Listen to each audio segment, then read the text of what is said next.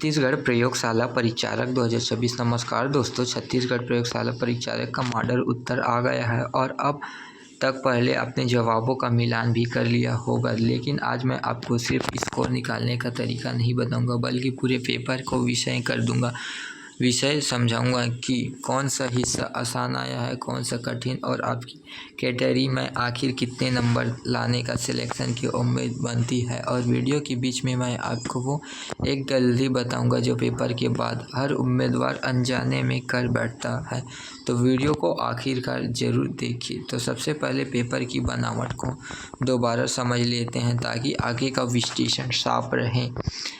PSLL 2026 में कुल 100 post वस्तुनिष्ठ सवाल पूछे गए और हर सवाल जवाब का 0.2 रन निगेटिव मार्किंग लगी। चूँकि ये प्रयोगशाला से जुड़ा पद है, इसीलिए पेपर का सबसे बड़ा हिस्सा विज्ञान विषय से जुड़ा था, जिसका उत्तर 11वीं-12वीं कक्षा की बराबर रखा गया। बाकी हिस्सों में छत्तीसगढ़ का सामान्य ज्ञान, सामाजिक घटनाएं और पर्यावरण से जुड़े मुद्दे शामिल थे। अब पेपर के हिस्सों में बांटकर समझते हैं कि विज्ञान वाला हिस्सा आमतौर पर सबसे पहले ज़्यादा अंक वाला है, सबसे ज़्यादा समय लेने वाला रहा होगा, क्योंकि इसमें भौतिक, रसायन, जीव विज्ञान तीनों सवाल शामिल हो सकते हैं। अगर आपने इस हिस्से में अच्छा प्रदर्शन किया तो आपका कुल स्कोर मजबूत स्थिति हो सकता है, क्योंकि यही हिस्सा बाकी उम्मीदवारों को सबसे ज़्यादा उलझता है। छत्तीसगढ़ सामान्य ज्ञान वाला हिस्सा आमतौर पर वो जगह होती है जहां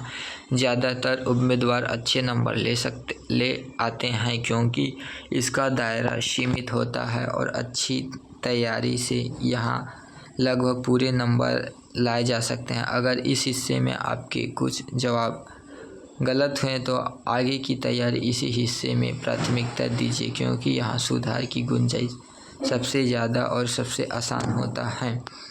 समसामयिक घटनाओं और पर्यावरण वाला हिस्सा अक्सर वो जगह होती है जहाँ निगेटिव मार्किंग की वजह से सबसे ज़्यादा नुकसान होता है, क्योंकि उम्मीदवार अक्सर अधूरी जानकारी के आधार पर अंदाजे से जवाब दे देते हैं।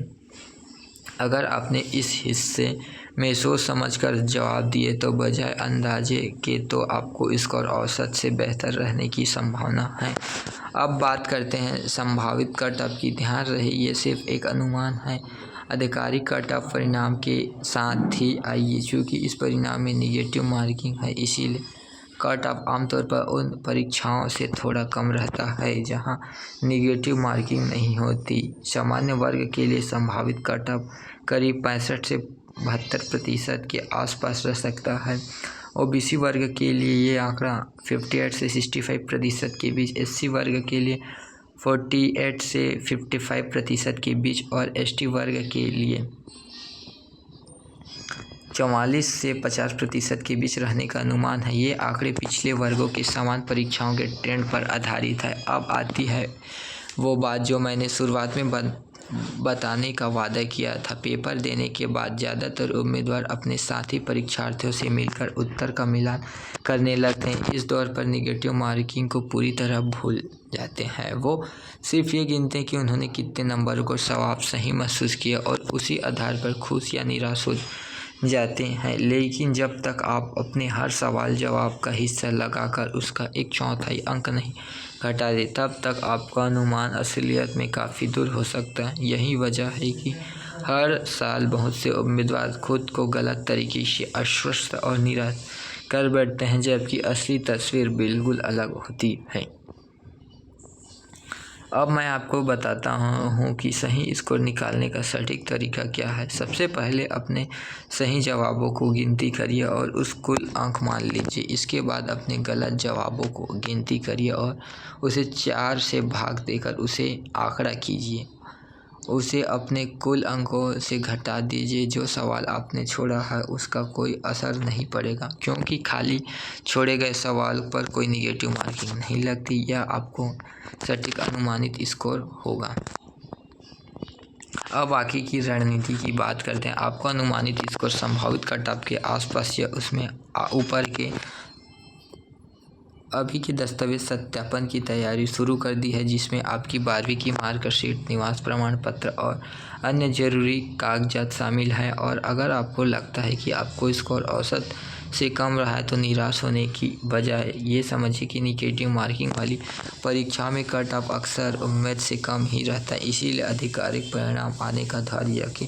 तो दोस्तों निष्कर्ष के तौर पर यही कहूँगा, सिर्फ अपने सही लगाने वाले जवाबों को गिनकर निष्कर्ष मत निकालिए। निगेटिव मार्किंग को ध्यान में रखते हुए सही गणित लगाइए और अपनी निगेटिव संभावित कट ऑफ की ऊपरी सीमा को ध्यान में रखते हुए आगे की तैयारी की दिशा तय करिए।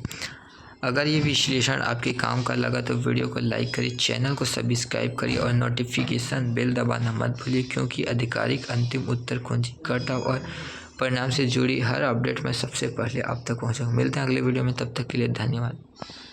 Thank you for watching.